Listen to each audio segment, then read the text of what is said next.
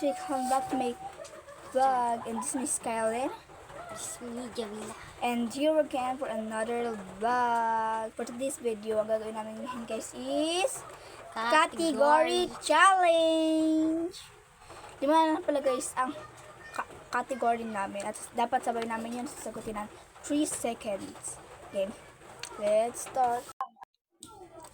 Ang sa first category namin is magbigay ng sikat na TikTok vlogger. And 1, 2, 3, go! Kamang yan! Sabi ni Sophia yung akin.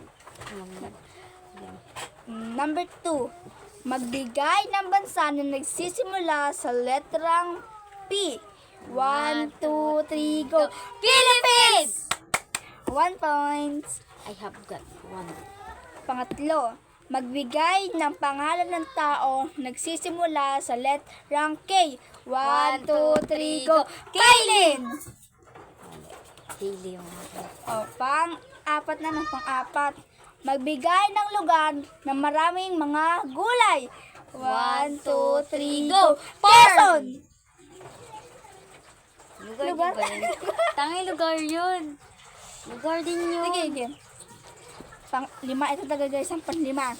Excited Park. Yung park pala, hindi park. Number 5, magbigay ng isang member ng Bini. 1, 2, 3, go! Maloy! Bye guys! Ako na magbibigay ng 5 category. Number 1. Bigyan mo lang kami guys. Magbigay ng bagay na nagsisimula sa letter T. 1, 2, 3, go! Timba! Game. Pangalawa na. Magbigay ng name ng love team sa Rancab Management. 1, 2, 3, go! Hana! Game. Magbigay ng member ng Kapinpin Brother. 1, 2, 3, go! Sir David! Okay.